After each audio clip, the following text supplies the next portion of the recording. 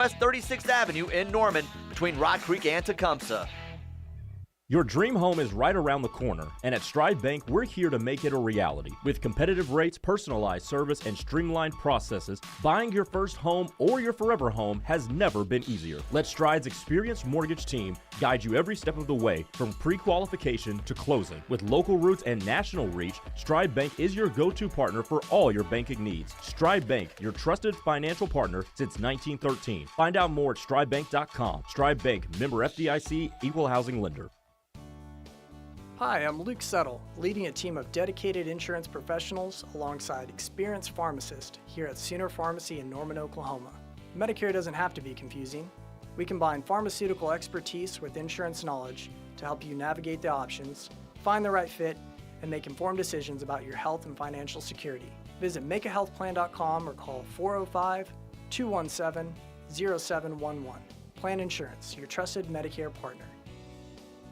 How about this? We're hanging out with the winningest coach in OU football history, Bob Stoops, Mondays on the T-Row in the Morning Show. It's the Stoops Review with the HBC on the T-Row Show, Mondays from 7:45 to 8:30 with limited commercial interruption. Every Monday, we'll be looking back at Saturday's OU game with a guy who knows what he's looking at. Bob Stoops, the Visor, the HBC on our show every Monday. Check it out.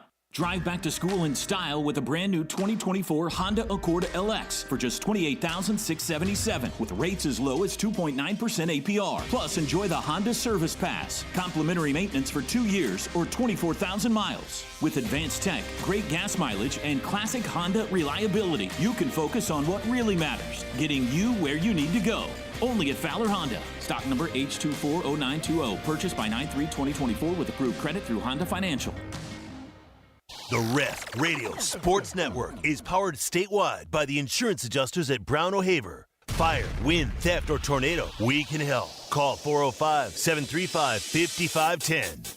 Live from the Buffalo Wild Wings Studios, it's time to get locked in to the best Sooner recruiting and football news with Tyler McComas and Parker Thune. You better lock it up. You better lock it up. No, you lock it up. You lock it up. Lock it up. Hit the guys up on the Riverwind Casino call-in line at 405-329-9000. Text the show on the Knippelmeyer Chevrolet text line at 405-651-3439. Do it! Just do it! Now, with Locked In, here's Tyler McComas and Parker Thune. What a weekend, man. I mean, it wasn't just a great weekend. After careful consideration, I think that was my favorite OU football road trip that I have ever taken before. Yeah? Yeah. Alabama was really cool in 2003. Nebraska was pretty cool a couple of years ago.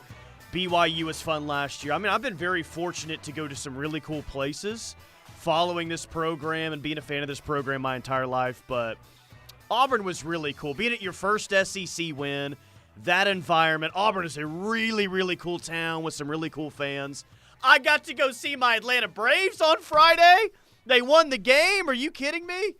All of it was spectacular and awesome. And obviously, the ending of the game was pretty good too. So that ranks number one for me currently in my road trip rankings. Am I alone in that, or would you like to join me saying that's the best road trip you've ever taken? Listen, Tyler. It's up there. I don't know if I'm necessarily ready to toss out that superlative because BYU last year was also amazing. And there was free ice cream. There is something different about being to an SEC campus and taking part in an SEC football game. It does just mean more, and you can feel it when you roll up to a place like Auburn. I don't know if I've ever seen tailgating like that before. Yeah? I don't know where you did you park in the media parking, the hayfield lot? I did, the hayfield lot, yep. So you walked the exact same way I did to Jordan-Hare Stadium, and all you saw the entire way was tailgate after tailgate after tailgate. A mile and a half away, it's just straight tailgates all the way through, man. And they were expecting a good crowd on Saturday, and it was a really good crowd. But at the very top corners over there of the upper deck, they were maybe a little bit empty. And I'm walking through like, how is there going to be an empty seat in this place? Because it felt like there's about 400,000 Auburn fans. But a lot of people, because the tailgate scene is so insane, they just hang out in the tailgates and watch the game. There was Auburn fans everywhere, man. That was a cool walk to the stadium. The way that both you and I walked up there. That was sweet, man. I already can't wait to go back to Auburn, and that set the bar high for SEC road trips going forward. Set the bar very high. 402, Tyler, don't leave out hanging out at Hooters. Yeah, I got to do that Friday. That's right, Hooters in Atlanta. Thanks to 680 The Fan in Atlanta for hooking me up with a spot there. But, hey, you got your quarterback now. I don't think there was much of a question about it before the game, but it's official now, man. Like, this is not a, all right, well, we'll see what happens in the next game type of thing and reevaluate. Like, no, you have your quarterback. He's a true freshman, and this is how you're moving forward. If there was a debate there, it was settled pretty decisively, and not when he took off running for that 48-yard touchdown, because that was an awesome play. He showcased the speed. I mean, that was the type of, like, the way he's hauling down the field, Tyler, you would not have guessed if you knew any better, and you just caught the tail end of the clip. You wouldn't think, oh, that's a quarterback running there. Dude, he outran some defenders. So that was obviously a very impactful play in the grand scheme of things, but the play that I think won over this fan base and won over the team, if they hadn't been won over already, it was him going top shelf and somersaulting into the end zone for that 2-point conversion. Which on one hand, you're like, yeah, that's what I want my guy to be right there, laid it all on the line. He loves it, Sooners. And the other half's like, maybe not do that every single game? I don't know. I mean, I love it, but, Two for two. Just do it in the big games there, Mike. I don't want to see you against Maine tumbling like that in the end zone multiple times. Maybe don't land on your head like you did against Tennessee. But, no, it was a great game, an incredible comeback, and, you know, for as many OU games as I've watched in my life, that ranks, I got to be honest with you, it ranks pretty high in terms of, man, I don't know if this team's going to do it today. I didn't – at 21-10 in the fourth quarter, I mean, you always keep the faith in your team, but it was not looking good. In terms of improbable wins, I think you got to look at that one. You might look at the Tennessee game in 2015 and then that Baylor game in 2019 when they erased that 25-point deficit there in Waco. But it was an improbable win. And you stole one on the road for your first ever SEC win. And isn't it interesting, at least we on the postgame show, all the interesting parallels that game had to some unbelievable games of the past? The Kip Lewis interception, it's like, oh my gosh, there's a linebacker, number 10, on the road in a huge game. It looked like Torrance Marshall in 2000. There were some 2015 Tennessee vibes there with a young quarterback, right, and rallying to make plays late. There like some great games in the past 25 years. There were like a couple of things throughout that game that reminded you of some old games. So I'm hoping, man, that can be the defining moment of the year. I'm hoping that Saturday is the defining moment of the year, and this team can really turn the corner offensively and play some good football. They're going to have to get some guys back. They're going to have to be better in the run game. But the difference in between what actually happened and what looked like what was going to happen when they were down 21-10, dude, we'd be having some really hard conversations today about things. This would not be a fun day of radio if they had lost that football game. It would not be a fun day of radio at all. And Sooner Fan D on the text line with a great point. The run was electric, but that 60-yard dime he threw late in the game sold me. Yeah. Michael Hawkins took 2 deep shots all afternoon. The one he hit to J.J. Hester changed the entire complexity of the game. I mean, it got Oklahoma back in the red zone when it felt like, okay, like if you don't get something here, if you don't at least put yourself in scoring position, give yourself a chance to at least get a field goal, cut this to a one-possession game, you're toast, man. And it's over if you don't get points there. Not only do you do that, but in the span of one play, you go from your own territory to inside the opponent's 5-yard line. That was a massive, massive play, and it was at that moment, I mentioned this in the 12 o'clock hour too, but it was at that moment that you felt the entire attitude of that building shift. Yeah. Because Auburn fans have been through it so many times in recent years. No, that was a program. So many times. That's a program that's won a lot in the past versus a program that, I mean, they've found ways to lose before, for sure, right? I think they kind of felt it. And you're right, man. Like that long pass play at that time was the biggest momentum-changing play of the game, in my opinion.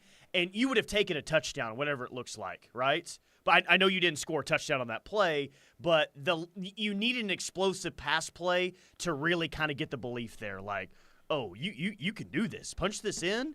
get your defense back out there and get a stop, and you got a chance. It was huge. So what, Michael Hawkins in one start has the longest pass play and the longest rush of the entire year? Yes, he does. And the one throw that he probably wants back is that other deep shot to Brennan Thompson. That could have gone for 6 if he puts it right on the money, and it's just not there. And it's the very first time in a game environment that he's had to go lay it out there like that. So maybe there's some nerves. Maybe it's just, it's not really muscle memory yet. At least not this year, because he's done it plenty of times in the past. But it's one thing to do it at the high school level in front of 5,000 people. It's another thing to do it in front of 88,000 on the road. So maybe there were some jitters there, whatever the case may be. I think when you look at his performance against Tennessee and then you look at his performance against Auburn, there's one throw that he wants back in both of those games. Yep. Against Tennessee, it's the 4th and 14 throw to Jacquez Petaway where he just kind of sails it. And then against Auburn, it's the deep ball to Brennan Thompson where, again, he just kind of sails it. And, Tyler, if your quarterback's worst play all day is an incompletion, you're going to win a lot of football games. Because what that means is he's not giving freebies to the opposition. Yeah. And, look, I give him a lot of credit for coming back and – that's the best throw of his young career, right, to J.J. Hester? Are we all good with that? The best throw of Michael Hawkins' young career was to J.J. Hester at a very critical time. So I give him a lot of credit for not just missing Brennan Thompson, but essentially that ball landed out of bounds. He didn't give Brennan Thompson a chance to make that play. He didn't keep it. He didn't give Brennan Thompson a chance to go catch it in bounds. So to come back and have the best throw of your career, and it's not like Parker that – he missed that throw, but he's had 5 or 6 other opportunities to stretch the field. No, he had like 2 opportunities to stretch the field, so he missed that one, but he came back with a throw of his young career so far, and he made it happen. So, look, man, the most important stat that Michael Hawkins had all day was 0. 0 interceptions on the day. Because if he has a mistake in that game, they probably don't win. They ultimately lose, but he doesn't have the mistake, and that's all you can ask for. Well, and we can play the coulda, woulda, shoulda game all day long. In the end, Oklahoma made enough plays to win the football game, miraculously. But when you evaluate that offensive performance, it also rings true, Tyler, that absent some really stupid and some really ticky-tack penalties as well, this offensive performance as a whole looks a lot better. Yeah. Which, again, it doesn't mean anything now because the penalties happened. They killed some potentially game-changing plays offensively for Oklahoma. But that gives you another glimmer of hope that maybe some of the things that we saw on Saturday with an extra week to prepare for Texas, it can take some of those good things and build upon them and establish for the first time some of the core concepts that you want to be working with as far as a game planning stance on things. And then you can go into the Cotton Bowl and play your best offensive game of the year against Texas, which is what it's going to take. Okay, 1-star Colin KC says, right before the pick, I turned to my dad and said, someone has to make a play. And as soon as I said it, he made that pick and took it to the house. My dad was jumping up and down screaming, Torrance Marshall! Haven't had a sooner moment like that in a while. Dan says almost every single ball that Hawkins threw was exactly where it needed to be. LaDonna from Lubbock says, my family told me to turn the TV off in the 4th. I asked them if they've learned nothing over the years about Sooner Magic. They were all happy I sat there and watched faithfully. 2-star Jim and Casper says, I had a pucker factor of 10 until RSJ came on a zone blitz and killed Peyton Thorne on their last drive. RSJ, man. That dude just makes plays. And he said after the game, Kip kind of saved him on the pick 6 because he would have been beaten otherwise if Kip's not there. But all in all, man, Robert Spears-Jennings has been Oklahoma's best defensive back through 5 games. And I don't even think that's arguable at this point. Here's a text from Chris in Knoxville. Much like everyone, I did not enjoy watching our offense on Saturday or all season thus far. But folks need to understand it's extremely difficult to throw out an entire scheme that you've worked on all offseason for one QB and change it to something different in, 4 days? If the offense looks the exact same with 0 creativity given 10 days of preparation, especially against your biggest rival, then we can start rioting. I like this one from the state of Ohio. Need to send the Auburn kicker some crumble cookies. Mr. Magoo. Oh my gosh! So I went to bathroom after he missed the first field goal. I'm like, all right, that's a huge miss. Keep it at a 1-score game. You get the ball out of the half, but man, that was a huge miss. And kind of like OU, they have the radio broadcasts going on in the concourse. And so all of a sudden I hear that OU has a penalty after the first missed field goal. I'm like, what? Seriously? They get to move it up even a little bit closer than where he already was? So I just assumed that they made the field goal, and come to realize a couple of minutes later, they missed that one too. Yeah, that was massive, man. I mean, there were a lot of big plays by OU / mistakes from Auburn. Obviously the pick six, but the goal line stand was huge in that game. Those two missed field goals right before half were that was bad. That was bad for Auburn. And of course, the press the press box at Jordan-Hare is kind of awkwardly situated. It's up there in the corner of one of those end zones, and that was the end zone towards which Towns-Magoo was kicking on all three of his field goal attempts. If he just aims at the press box, all three of those kicks go straight through the uprights. They all basically went the exact same place, which was 10 yards wide left of the left upright. Hawaiian Sooner says Mr. Magoo is the real MVP. Yeah, honestly. I'm down. Nick says, just my opinion, I don't like describing the Kip six as Sooner magic. No, Kip just doing what he is highly able to do along with the rest of our defense. No more Sooner magic for winning. Our highly talented defense won the game, not magic in rants. That's not really what it's about, but okay. When you say Sooner magic, it's no disrespect to the defense or to Kip Lewis. Yeah. It's just an unbelievable play that happened late in the game when you were trailing. There's no actual magic that needed to happen. You're not taking away anything at all from Kip or the defense. It's Sooner magic, man. Yeah, it's just like Torrance Marshall. You didn't take away anything from that OU defense or that moment. It's Sooner magic. Correct. And again, it's kind of the same conversation. I tweeted after the game, boy, Auburn really gave this one away. And everybody was like, no, you're an idiot. OU went and took it. Like, yes, both those things can be true. Oklahoma did go and take it, but you needed Auburn to give you the opportunities, several opportunities throughout that game to stay within striking distance, and they did so. I would be furious. If I'm an Auburn fan right now, Tyler, because that game was so winnable so many times. Like, there were so many instances throughout that contest where Auburn could have stepped on the Sooners' throat, and they just didn't do it. Hung around, stayed in the game, hung around, find a way to win. Sooner magic is the exact opposite of what's going on in Atlanta right now. Braves blow a 3-0 lead in the bottom of the 8th inning. Mets put up like 6 runs on the board. Great. All right, we'll get to more of the game on Saturday. We'll get to some recruiting, if there is some recruiting. I guess this will be a big week because the coaching staff will be out on the road later on this week. But what's the latest in the 2025 class? What's going on with Andrew Babalola and everything else? When it comes to OU football, we got it covered. We'll do it next right here on The Ref. We're the home of Sooner fans. The Ref is SEC ready. Are you? Download the KRF app today to get ready for it to just mean more in 2024. The Showplace Theater at Riverwind is the best place for live music. And we've got some of the best acts around, like Jewel and Melissa Etheridge, October 3rd. Gary Allen, October 4th. Chris Jansen and Easton Corbin, October 5th. Travis Tritt, October 25th. Riverwind is OKC's favorite casino experience. Hey Sooner fans, Kinsey Hansen here to tell you about my friends at the Affordable Door Company. Their fast, reliable, and professional staff have been serving the OKC Metro for over 28 years. Affordable Door Company is your one-stop shop for residential and commercial garage door service and replacement. Call them and tell them you want the ultimate maintenance for your garage door. You don't want to be stuck in your garage at game time, so give them a call at 405-635-9499 or visit them online at affordabledoor.net. You can't afford not to call Affordable Door Company, proud garage door sponsor of the Sooners. Oh my nosh, how good is that food? Come taste the talk of the town at Nosh in Moore and enjoy a meal from their all-day brunch and lunch menu on Tuesday to Friday from 11 a.m. to 3 p.m. or Saturday and Sunday from 10 a.m. to 3 p.m. From tea parties to birthday and holiday parties, Nosh has something for everyone. Call 405-676-6674 to cater your next game day party, business event, or visit their website at noshinmore.com.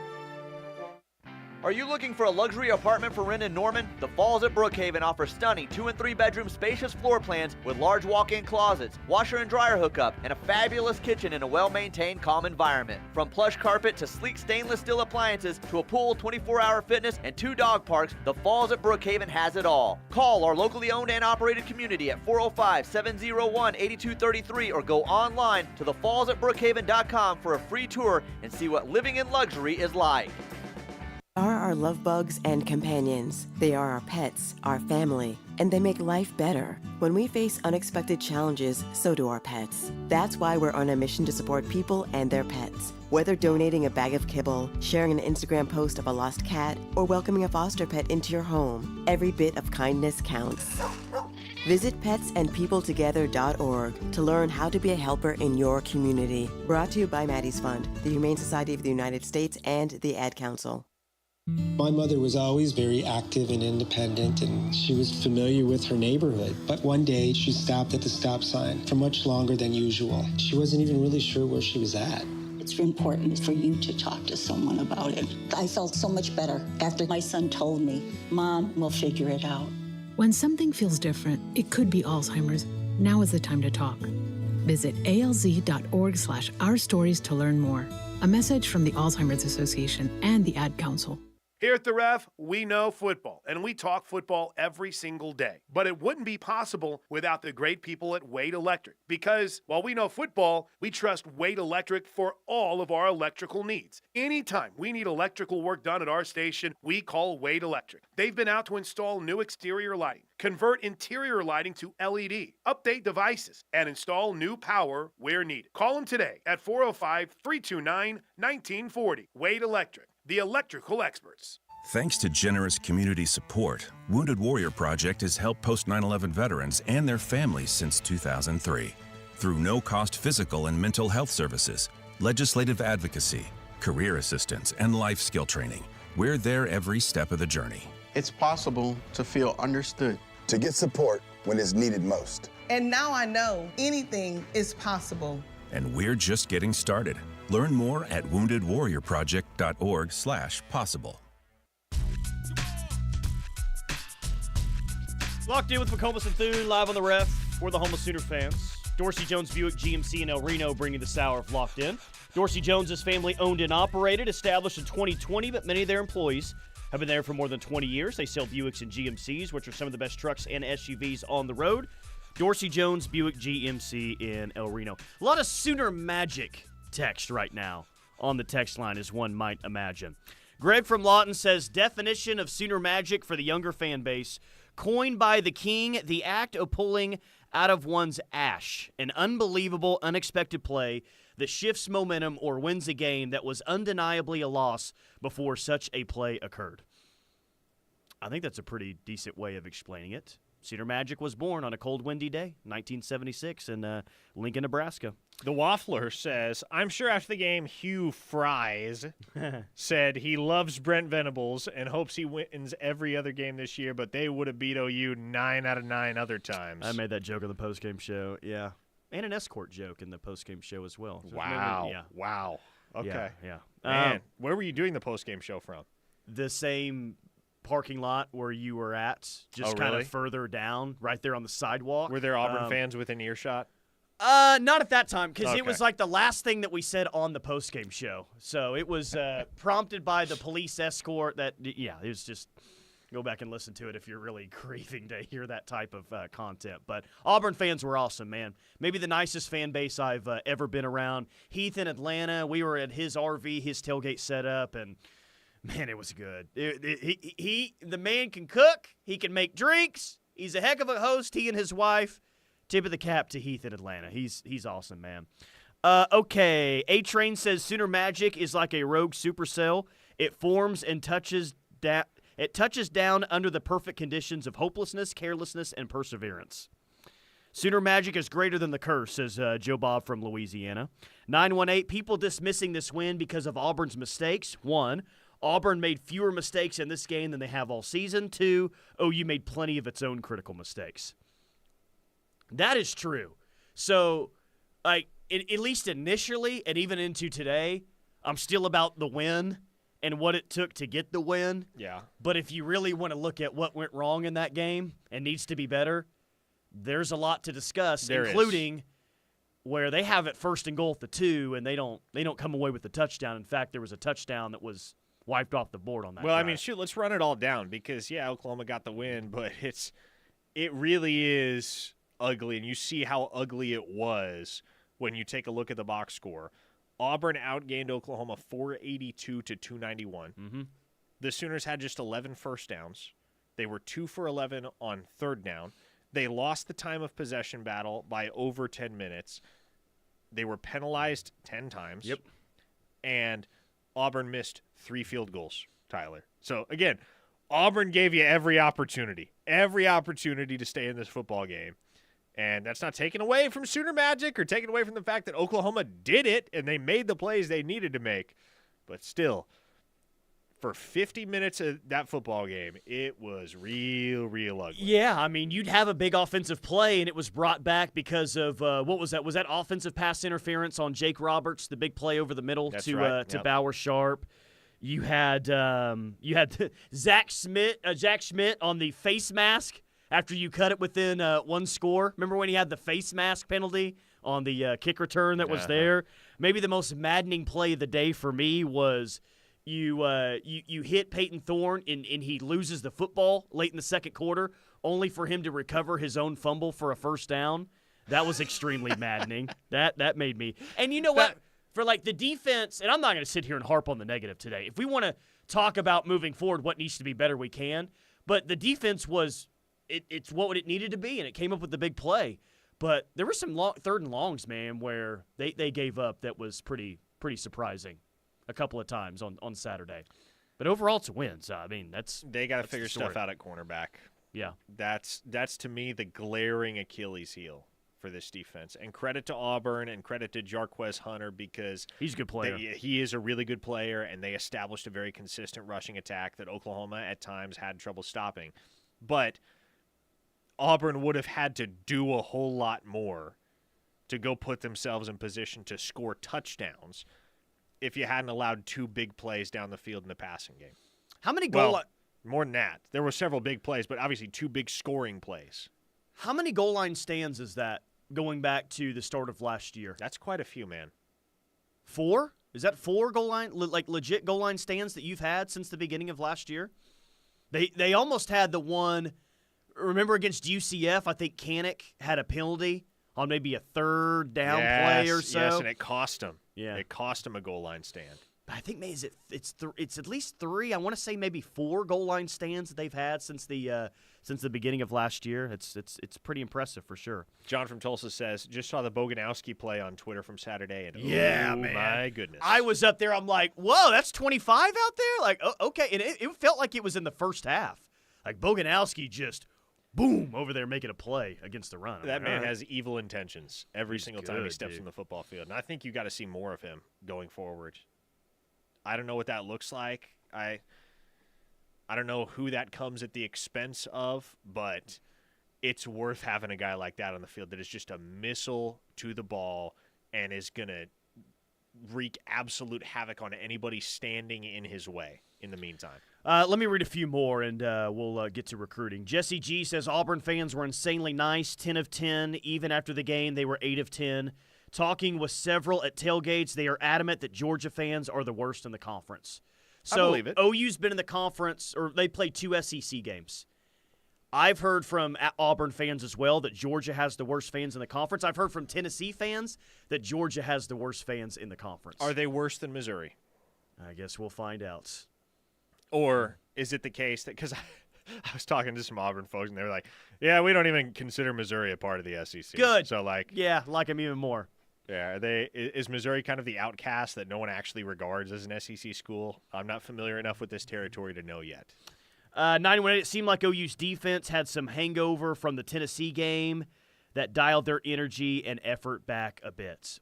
Well, you saw them turn it up late when they had to turn it up, right? So give them credit for that. Like R. Mason Thomas, I guess, like, is the game plan moving forward just to be in a close game late in the fourth quarter?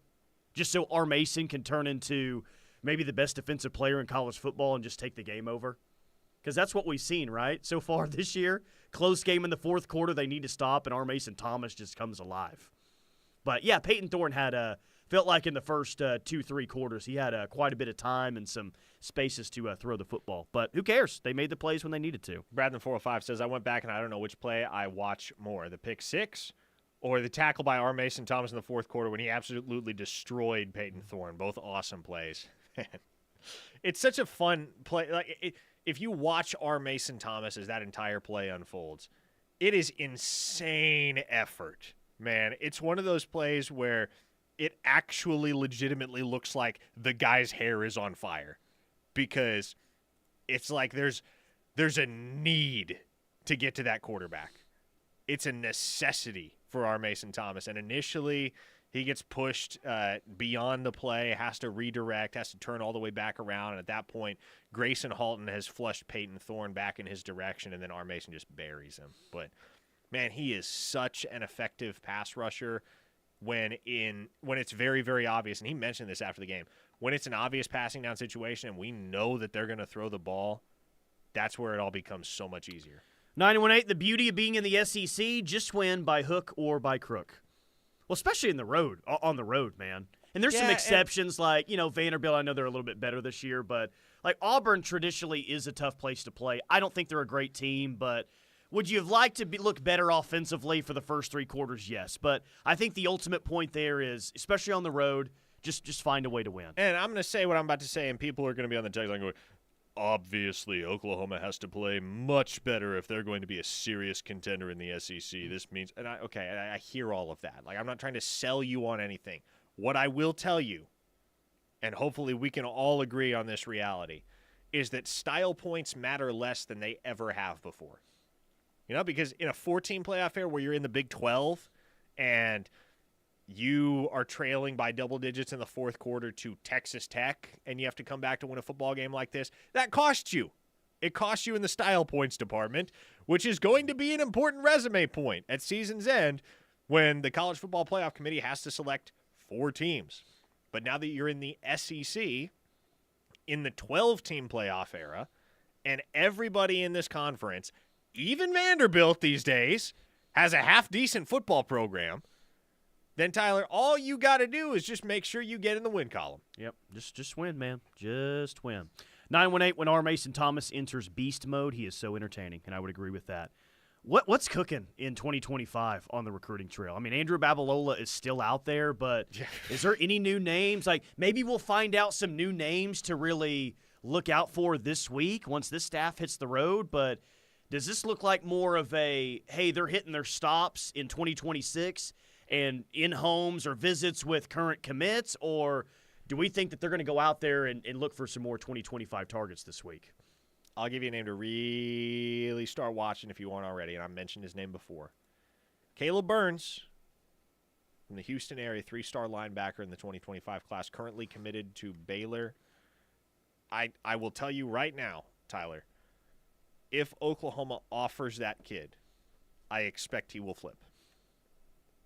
If they offer. Haven't offered already. They have not offered. There's been contact. Zach Alley has established a relationship there. They talk on a regular basis. There has not been an offer yet. If Oklahoma does offer, I fully believe Caleb Burns widens up in OU's class. By the way, it is September 30th. Who's K-Riff Recruiter of the Month, guys? Is it Patty? Patty got the niece of Jenny Finch a couple of weeks ago. She just got a new commit today, actually. Got a commit last week as well. Are we going Patty, K-Ref Recruiter of the Month, or what? She might be the only qualified candidate. I mean, because nothing, only decommits happened this month for OU football. Like, no commit or anything. Like, this is the first time, I feel like, since we've been doing K-Ref Recruiter of the Month, which goes back, 16, 17, 18 months or so, that nothing, at least like a transfer portal edition or a commit in a future class. Like we had, I think this is the first time where nothing at all happened the entire month. So, I mean, I'm up with 2 suggestions. Do you guys want to give it to Magoo somehow, the K-Ref Recruiter of the Month? Whatever you guys want to do, but we got to award the dadgum thing today. All right, Patty, step on up and claim your prize. I mean, I'm willing to. I think she got at least 3 commits in the 2026 class this month. A 918 listener says, give Recruiter of the Month to Mike Hawkins Sr. Hey, that was cool, man. Did you got that video, right, of Uh-huh. him crying? That's pretty sweet. That's great. That's wholesome content right there. Well, because his son right now, Mike Jr. has obviously grown up aspiring to play quarterback at the University of Oklahoma. What he's doing right now, he's worked his entire life toward.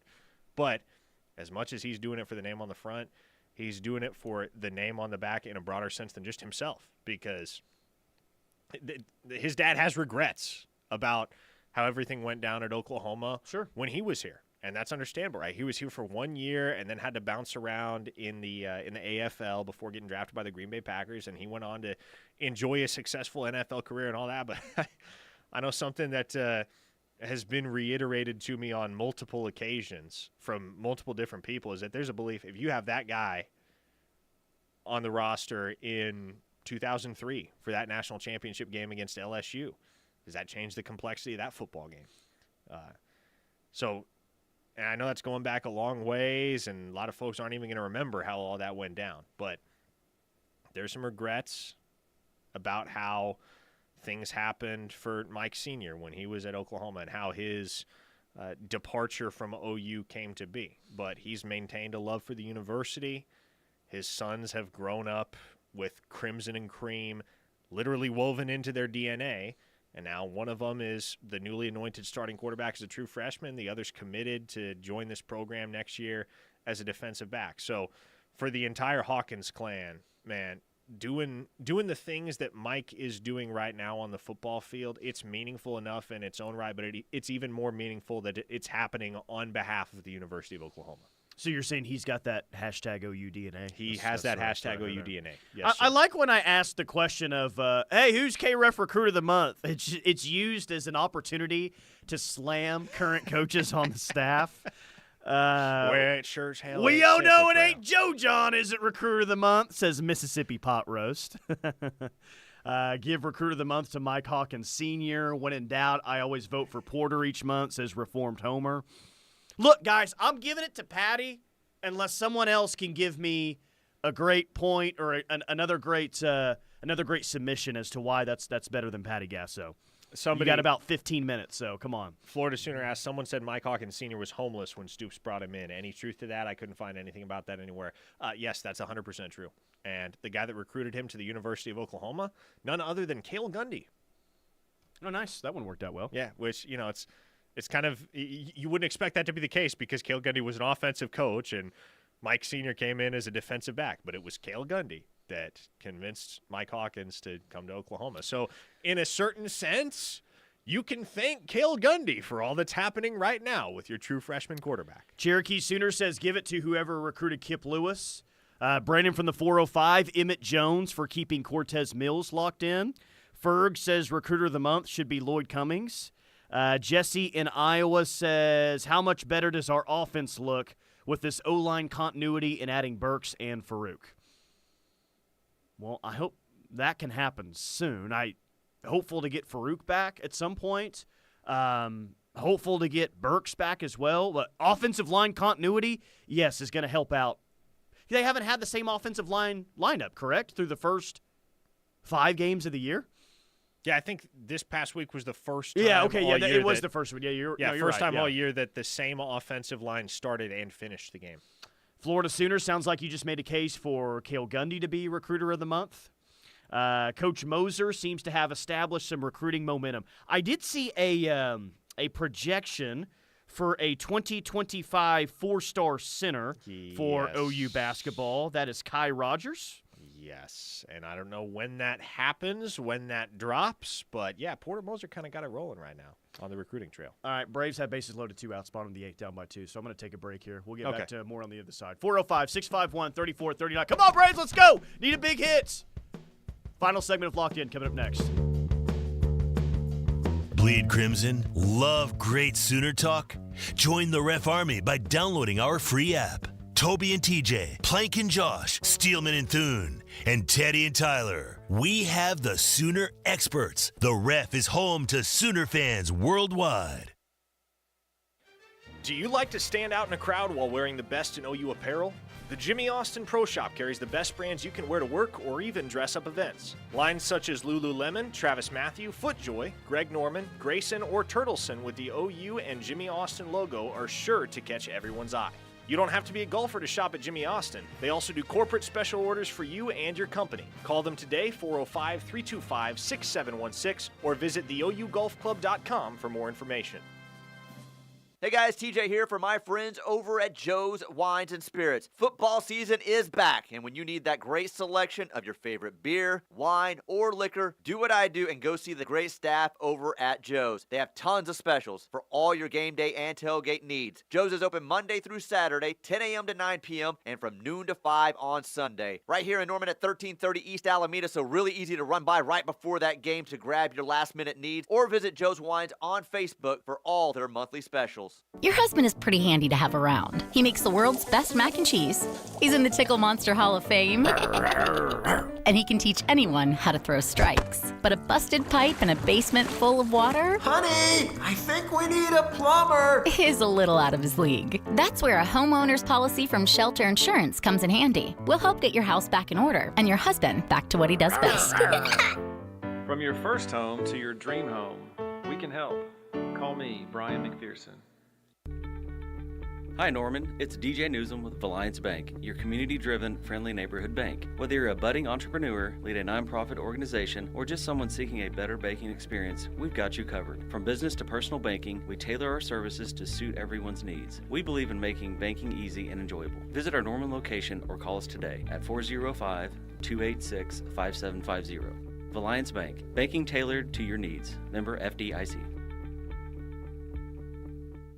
Give hell the bird with Mallard Construction and Roofing. Mallard Construction and Roofing is your full-service residential roofing and restoration company. Family owned and operated, Mallard wants to make a difference in every aspect of the process from bidding to completion of the job. As 2023 Reader's Choice Awards Best Roofer, we have all the tools necessary to make your job successful. Give hell the bird today and call Mallard Construction and Roofing at 405-364-4501 for your free quote. Also, schedule a roof inspection today with Mallard and enter their Jeep giveaway contest. How about this? We're hanging out with the winningest coach in OU football history, Bob Stoops, Mondays on the T-Row in the Morning Show. It's the Stoops Review with the HBC on the T-Row Show, Mondays from 7:45 to 8:30 with limited commercial interruption. Every Monday, we'll be looking back at Saturday's OU game with a guy who knows what he's looking at. Bob Stoops, the Visor, the HBC on our show every Monday. Check it out. I'm Scarlett Johansson. My family relied on public assistance to help provide meals for us. These meals fueled my involvement in theater and the arts as a child, which fostered my love for acting. The Feeding America network of food banks helps millions of people put food on the table. You can join the movement to end hunger by donating, volunteering, and advocating. Because when people are fed, futures are nourished. Join the movement to end hunger at feedingamerica.org/actnow. Brought to you by Feeding America and the Ad Council. My daughter was diagnosed with a rare malignant rhabdoid tumor on the spine. They sent her straight to St. Jude. My hope was gone. But when you get there, everyone's like, hey, we're not gonna give up. And when you see other people not giving up on your child, that makes all the difference in the world. When I found out I didn't have to pay, I was just grateful. They saved my baby's life. Finding cures, saving children. Learn more at stjude.org.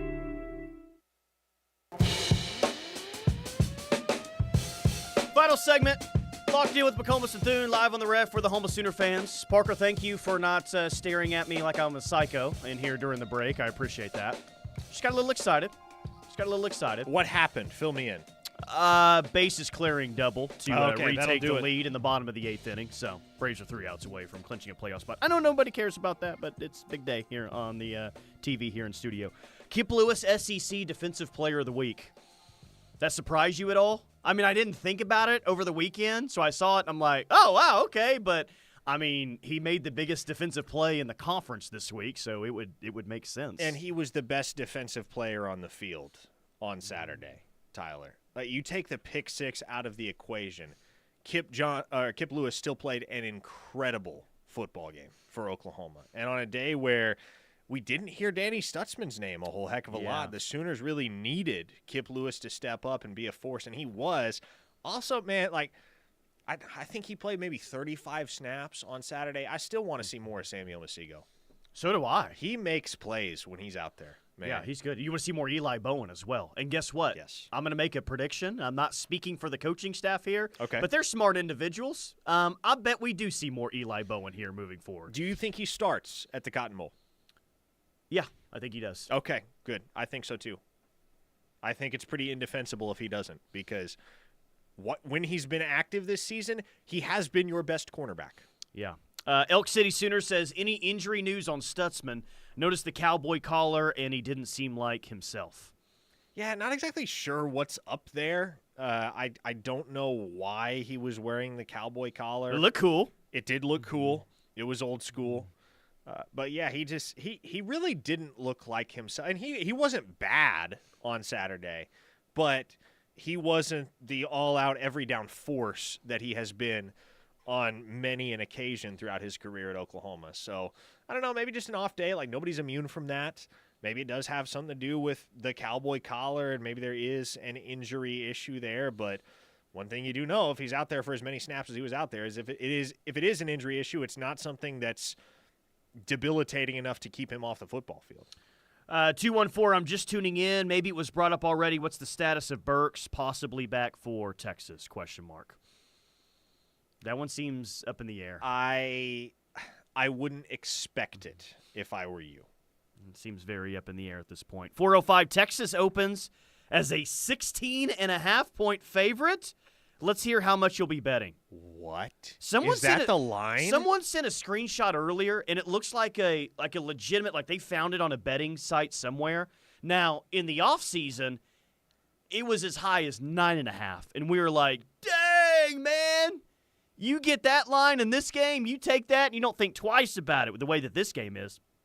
16.5? If that's a real line, dang, dude. That's got to be the largest line in this game in a long, long time. Long time. Line comes straight from FanDuel, says the texter. I said it last hour. I will say it again. I don't care how those two teams look. I don't care what the eye test tells you. I don't care where they're ranked. Every single year, that OU-Texas game ought to be a pick'em, because that's what it is, Tyler. You have to throw everything you think you know about those two teams out the window. We saw it. I mean, I think the narrative last year going into the game might even be even more heavily favored toward Texas going into the game this year, man. 16.5-point favorite is what FanDuel has it at right now. I mean, OU's been a big favorite in some years going back to 2000, but I don't know if they were a 16.5-point favorite in any of those games where they were heavily favored. Man, that is a massive, massive. And, hey, you know, Texas, for what it's worth, did not look great for the majority of the game against Mississippi State. They did not come out. And Mississippi State's a bad team that doesn't even have its starting quarterback. I'm not telling you that I think Texas stinks or anything. I think Texas is a good football team, but their first SEC game, they were not happy with the way that they played. Stumbled out of the gate a bit. I'll probably say it 100 times between now and next Saturday when those two teams square off. I think Michael Hawkins' true breakout performance is going to come in this football game. Just a gut feeling, man, because, again, I know how much this opportunity means to him, but I also know how much this particular game against this particular opponent means to him. And there's going to be a little extra fire under his belly for this game in the Cotton Bowl. And you're gonna need Michael Hawkins, honestly, to outplay whoever is taking the snaps for Texas. I bet it's Ewers. I would think it's Ewers too.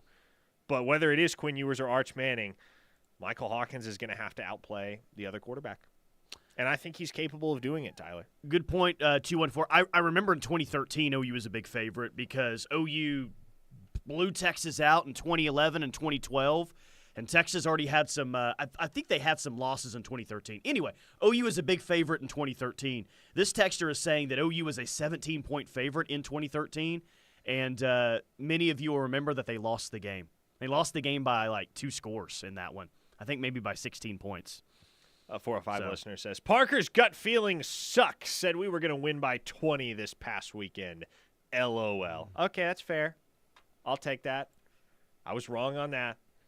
They won the football game. 405 listener says, Parker, I might not have heard correctly. Did you say don't count on Burks playing? Yeah, be pleasantly surprised if he's available. Allow yourself to be pleasantly surprised if Deion Burks is back in time for the Texas game.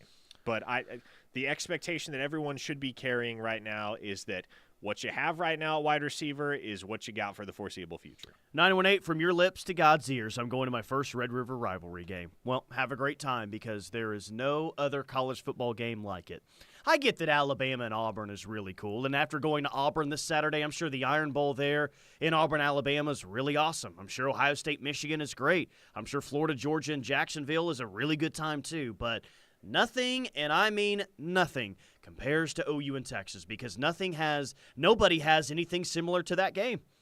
The split right down the middle in the middle of the state fair. It is one state versus the other state. Both states hate. It's just great. All of it's great. An unverified source on the text line says the line is at best 8.5 in favor of Texas, at worst 6.5 in favor of Texas. My favorite part about that is that you weren't saying, "Hey, I'm hearing this from an unverified source." No, that's the texter's name, an unverified source. I like that. That one, a 50-year-old mistake. Maybe my favorite two texter names. JG Wentworth says, are you suggesting Eli Bowen gets the start over Kenai Walker or Des Malone? Woody Washington is the hash that needs to be replaced, and it should be Boganowski.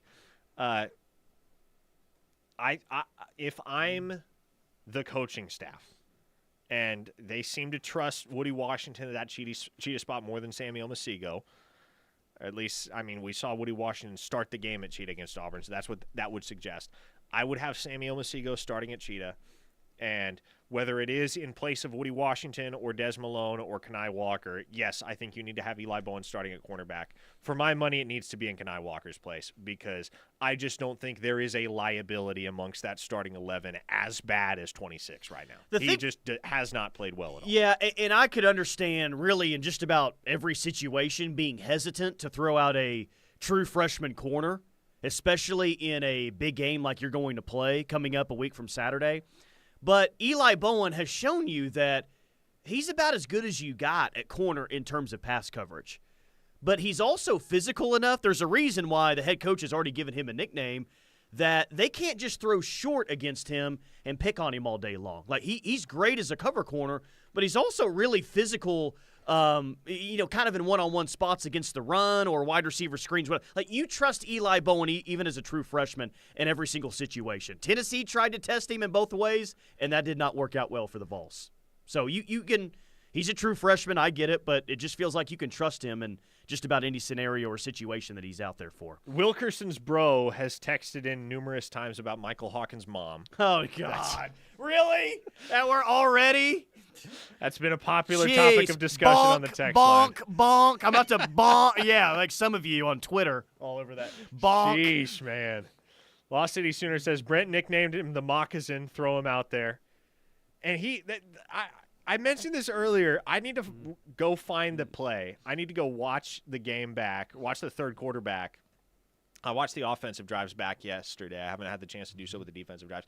There was a play that Eli Bowen made where I'm like, yep, that's it. Yeah. And it was a play where they run. I can't remember whether it was a screen or whether it was just a little flat, but he's got a blocker on the perimeter that's trying to take him out of the play. And you got this ball carrier ready to turn the corner. And if Eli Bowen doesn't make a play here, that guy's running a while. And he somehow sheds the blocker, just wraps both his arms around one of those around that ball carrier's legs, and just does not let go. Brings him down for, I think, a 4-yard gain, but it could have been a 20-yard gain if he doesn't make that play. By the way, there was a fact or fiction out on Rivals that included you. With 5 of its top receivers out for the Auburn game, Oklahoma should be worried about opt-outs. Friedman says fiction. You went with fiction as well. Yeah, I don't think they're in danger of it. Yeah, there's nothing to worry. Like, that's a manufactured storyline right now. A 580 listener says, I think Parker is the biggest liability on this station. Well, okay. I'll do my best to step it up. Well, Yoda says Yoda was saying I was being a homer earlier in the first segment. I was like, what did I say? They just won the game. It was a great comeback win. 405-651-3439. Keep the text coming on the Knippelmeyer Chevrolet text line. I know he's out of state, but he was at least a one-time commit. Maybe Cal looking like the choice for Jaden Nickens. out there in the state of California? I don't freaking know, man. Cal going to let him play both football and basketball? I don't have a clue. I mean, I know he picked up a Georgia offer. I know he picked up, there was another big one. That he got. Kansas. It was Kansas. Kansas offered him for both sports, which you'd think if he truly does have the opportunity to play both sports at Kansas, that's probably where he's going. Yeah, go play for KU and Bill Self, 100%, man. 100% that would be the case. Rob Dog from Dale with an excellent point. None of you have the balls to say anything about MHJ's mom in front of senior. Yeah, neither do you, Rob Dog. No, that guy could still lace him up. By the way, recruiting rankings via rivals: Ohio State at 1, Bama at 2, LSU at 3, Auburn Tigers sitting there at number 4, Texas at 5, Georgia at 6, OU at 7. Miami at 8, Notre Dame at 9, Texas A&M at 10. So you've got 7 of the top 10 via rivals SEC schools right now. And Auburn's got some hope, I guess, because of their recruiting class, be it in the top 5 right now. But Cam Coleman was a 5-star last year. That kid's a good player, man. He's no Ryan Williams of Alabama. I don't know who is Ryan Williams in the sport of college football right now. Jeremiah Smith could be the next closest thing at Ohio State, but Cam Coleman is going to be a really good wide receiver for Auburn moving forward. They've just, more than anything, they've got some players, man. Jarquez Hunter's a really good player at running back. They've got some nice talent at wide receiver. Auburn's going to have to find a quarterback here moving forward. They're going to via the portal or whatever, but they're always going to be kind of where they are, I feel like, and unless they get a big-time QB there. See if Hugh Freeze is able to do it this offseason or not, but we'll see him in Norman next year. By the way, did you see the Emmanuel Choice touchdown catch that I retweeted on Friday nights? No, I don't think I did. I want you to go to my Twitter timeline, find the clip, watch it, tell me who it reminds you of, because there is a correct answer. Randy Moss? Nope, not Randy Moss. But go watch it. There is a correct answer. Don't look at the comments because everybody's on the same page in the comments. And there are some people that are saying, I don't want to go that far yet. But it's very, very obvious who it's reminiscent of. Okay, well, we got about a minute left here, and I'm trying to scroll all the way down through all of your you don't tweets have to do it right now, and see what it is. Text me later. Is it a former OU player that you're talking about? It is a former OU player. Yes, it is. Okay. By the way, I saw Manny Choice at the game. I think it was the Texas, or no, I'm sorry, not the Texas, the Tennessee game that he was in town for. That dude's grown. He might be closer to 6'5" now than 6'4". Big-bodied dude. Are we? Okay, I'll find it and let you know. I'm gonna guess it's like CD, like someone rather recent. Well, a little bit of a head nod there, like I could be onto something there without even seeing it. All right. The Rush is coming up next. We'll talk more about this football game and the college football weekend that was. Keep it locked in the Ref.